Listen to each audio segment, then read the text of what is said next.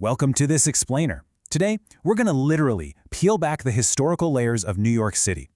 We're traveling all the way from its indigenous roots and colonial walls straight through to its incredible present, exploring exactly how it became the most linguistically diverse metropolis in human history. Okay, let's dive right in with a kind of crazy question. How did a 17th century geopolitical battle over nutmeg, yeah, the spice you put in your pumpkin pie, on the tiny Indonesian island of Run, literally shape the future of New York? I know, it sounds like historical fiction, but it is entirely real. Section 1. Before it was New York. Lenape origins, Dutch walls, and a monumental trade. So to really understand that connection, we have to look at the very first layers of the city. Long before the concrete grids and skyscrapers, this land was stewarded by the Lenape people. They maintained a beautifully sustainable life of agriculture, fishing, and hunting. But the arrival of the Dutch changed absolutely everything. The Dutch heavily exploited wampum, which are these traditional shell beads, by using European metal tools to mass produce it. They basically used wampum as a currency to trade for beaver pelts. And tragically, this forced Lenape men to abandon their sustainable food practices for beaver trapping, making them entirely dependent on the Dutch, while their population suffered heavily from disease and starvation.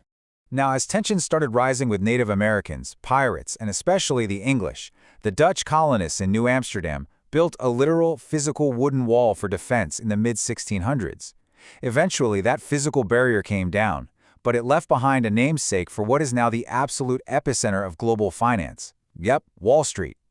Right, so here is the crucial point, and how this all ties back to our nutmeg question.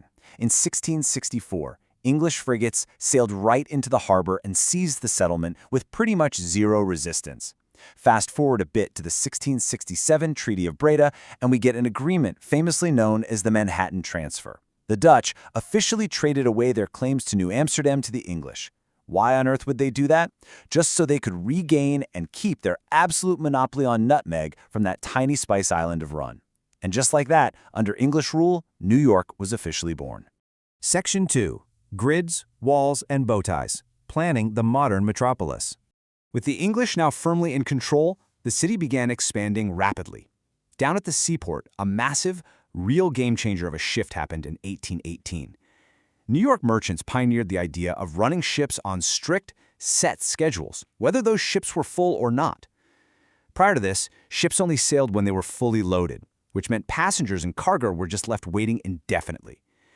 This simple but radical idea totally revolutionized transatlantic travel, made it super reliable, and really laid the groundwork for mass migration. And to manage all that explosive population growth and commerce, city planners desperately needed order. Enter the 1811 Commissioner's Plan. They essentially slapped a rigid, orderly grid of numbered streets and avenues right onto the island's natural, bumpy landscape.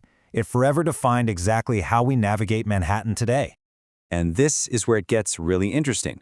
What happens when an old Native American path intersects that rigid new grid? Well, Broadway runs diagonally across Manhattan, which creates these distinct bow-tie-shaped plazas. One of these plazas started as a carriage-making hub called Longacre Square, but it kind of degenerated into a seedy entertainment district nicknamed the Thieves' Lair. Today, we know that exact same bow-tie intersection as the dazzling, brightly illuminated heart of the theater district, Times Square. Section 3. The Gateway to America. Processing millions of hopeful arrivals. So those reliable transatlantic ship schedules we talked about, they eventually brought massive, totally unprecedented waves of humanity to these shores. As the seaport docks became dangerously overcrowded and immigrants were unfortunately increasingly taken advantage of, the state had to step in. In 1855, they opened Castle Garden, which was actually a former leisure palace, as the nation's first emigrant landing depot. Decades later, just to handle the sheer volume of arrivals, the federal government took over and built the legendary Ellis Island Station, operating from 1892 all the way until 1954. Get this. Over its relatively brief 62-year history as a processing center, a staggering 12 million immigrants passed through the doors of Ellis Island. 12 million! The sheer scale of this migration fundamentally altered the entire demographic fabric of the United States. But the reality of that influx was incredibly daunting. Just imagine being exhausted from a long ocean journey, and then being thrust into this massive, totally intimidating registry room. People faced immense crowds and overwhelming language barriers as they desperately tried to navigate this complex legal maze just to enter the country. And those legal hurdles, they were really just the beginning.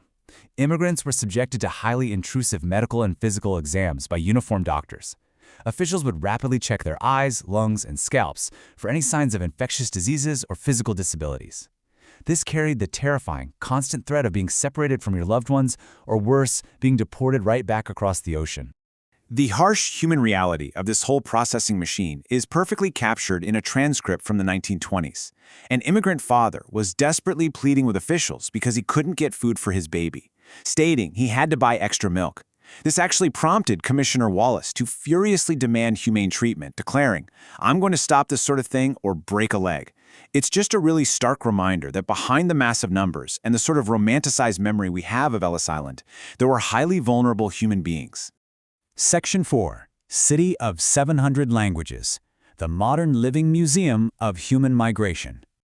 Okay, so we've looked at the history. Those millions of arrivals at Ellis Island, and the millions more who followed them through airports in the decades since, layered upon each other to build something totally unique.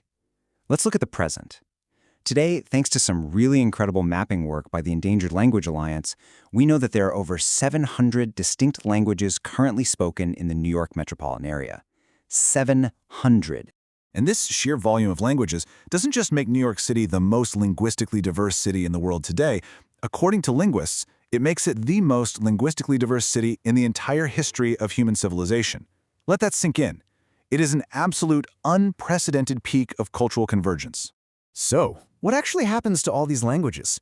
Rather than just melting away into English, many of these mother tongues survive in fascinating ways, particularly out in Brooklyn and Queens. Immigrants often organize into what researchers call vertical villages, which are basically entire linguistic communities living inside a single apartment building. For instance, there's a thriving Hasidic Yiddish renaissance happening right now, and incredibly, out of the only 700 remaining speakers of the Himalayan language Seke in the whole world, 100 of them live together in just one single building in Brooklyn. How amazing is that? So as we wrap up this explainer today, I really want to leave you with a question. The next time you're walking the grid of a major city, will you recognize your own linguistic privilege? Will you take a moment to just listen to the accents and dialects around you and appreciate that you are walking through a living, breathing museum of human migration? Think about the centuries of history layered right beneath your feet. Thanks for exploring with me, and keep asking questions.